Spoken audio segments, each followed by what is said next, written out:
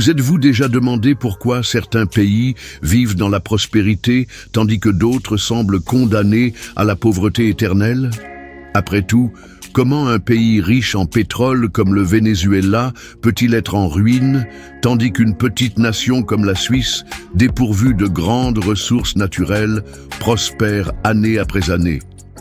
Le prix Nobel d'économie 2024 a apporté une réponse puissante à cette question. La clé ne réside pas dans les ressources, mais dans les institutions. Aujourd'hui, vous allez découvrir les idées révolutionnaires qui expliquent pourquoi certaines nations échouent, tandis que d'autres deviennent des exemples de succès. Et plus important encore, ce que cela signifie pour notre avenir. Mais attention, nous ne parlons pas seulement de théorie. Les découvertes des lauréats de cette année tirent la sonnette d'alarme sur ce qui peut arriver aux économies mondiales et les impacts pourraient être plus importants que vous ne l'imaginez. Avant de commencer, si vous n'avez pas encore vu la vidéo intitulée « Le miracle économique de la Corée du Sud touche à sa fin », je vous recommande de la consulter juste après celle-ci. C'est le complément parfait pour comprendre comment même des économies solides font face à des défis que personne n'a anticipés. Lorsque nous pensons à l'inégalité économique entre les pays, nous cherchons souvent des explications dans des facteurs tels que les ressources naturelles, la localisation géographique ou la taille de la population. Mais ces facteurs sont-ils vraiment décisifs?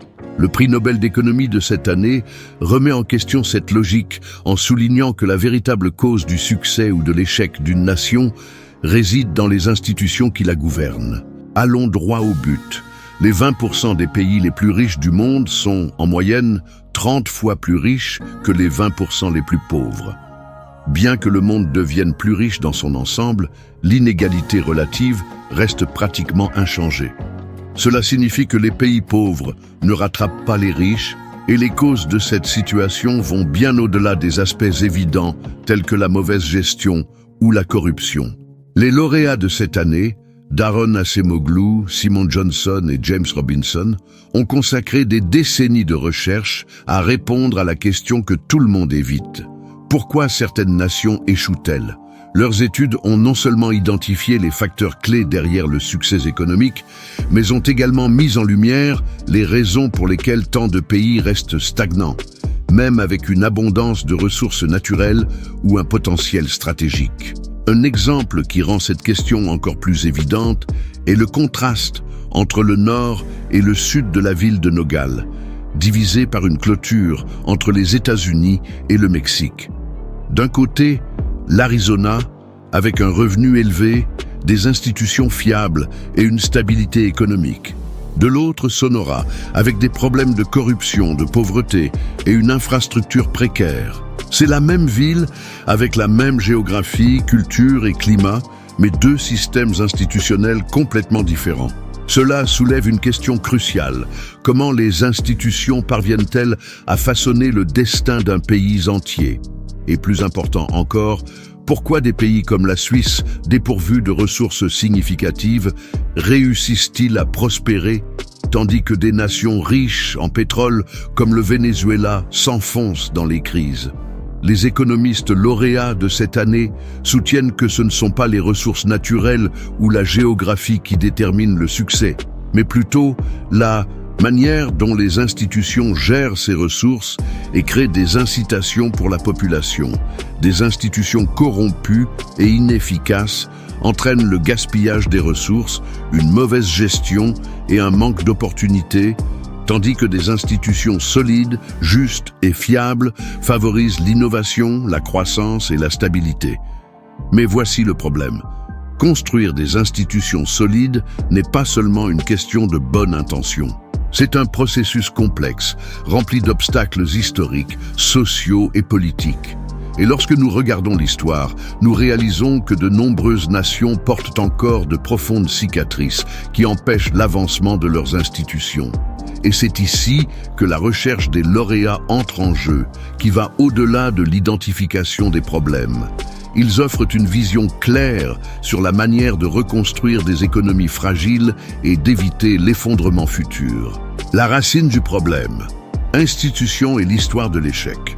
Pour comprendre pourquoi les institutions sont si importantes, il faut remonter dans le temps et analyser l'histoire des nations. Les lauréats de cette année ont souligné quelque chose de surprenant. Les pays qui étaient riches avant le colonialisme sont, dans de nombreux cas, les plus pauvres aujourd'hui. En revanche, des régions historiquement moins prospères sont devenues certaines des économies les plus riches du monde. Mais comment cela s'est-il produit ? La réponse réside dans l'héritage institutionnel laissé par les colonisateurs. Dans des régions riches et densément peuplées, comme certaines parties de l'Amérique latine, d'Afrique et d'Asie, les colonisateurs ont créé des systèmes pour contrôler et exploiter les populations locales. Ces institutions étaient conçues pour extraire des ressources sans offrir les incitations nécessaires au développement économique durable. Après l'indépendance, beaucoup de ces pays ont hérité de systèmes qui perpétuaient la corruption, la mauvaise gestion et l'inégalité. En revanche, dans des zones moins densément peuplées, comme les États-Unis, le Canada, l'Australie et la Nouvelle-Zélande, les colonisateurs ont été contraints de créer des institutions qui favorisaient l'investissement et la participation. Ces systèmes ont finalement promu les droits de propriété, les libertés politiques et les opportunités économiques qui ont servi de base au développement de ces nations. Un exemple clair de cette dynamique est le Venezuela. Bien qu'il dispose de vastes réserves de pétrole, le pays souffre d'institutions inefficaces, de corruption endémique et d'une économie en déclin. En contraste, nous avons la Suisse, un pays sans grandes ressources naturelles, mais avec des institutions solides qui garantissent stabilité et prospérité à ses citoyens. Les lauréats ont montré que de bonnes institutions sont la base de toute économie prospère. Mais qu'est-ce qui rend une institution bonne ? Elle doit être honnête, efficace et fiable, incitant les gens à investir, innover et travailler sans craindre de perdre ce qu'ils ont acquis à cause de la corruption ou de la mauvaise gestion. L'importance de la stabilité et de la justice. Si de bonnes institutions sont essentielles, la question se pose: comment les créer ? Et plus important encore, comment garantir qu'elles soient stables sur le long terme ? C'est ici qu'intervient l'une des principales découvertes des lauréats du prix Nobel, la relation entre institution et incitation. Une économie ne peut prospérer que lorsqu'il y a confiance, que l'effort et le talent seront récompensés de manière juste. Cela signifie que, du travailleur ordinaire aux grands investisseurs, tous doivent croire que leurs contributions seront valorisées.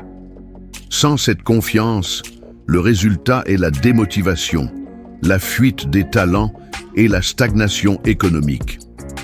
Les lauréats ont également souligné que la stabilité institutionnelle n'est pas seulement une question de bonnes intentions. Elle dépend de contrepoids démocratiques, de politiques publiques solides et de l'élimination des incitations à la corruption. Par exemple, les pays avec des niveaux de corruption élevés ont généralement des élites qui profitent d'institutions faibles et résistent aux changements qui pourraient bénéficier à la population dans son ensemble. Pour illustrer cela, il suffit de regarder le cas de Nogales. Du côté des États-Unis, les institutions offrent des protections légales et des opportunités économiques. Du côté mexicain, la corruption et le manque d'infrastructures limitent le progrès.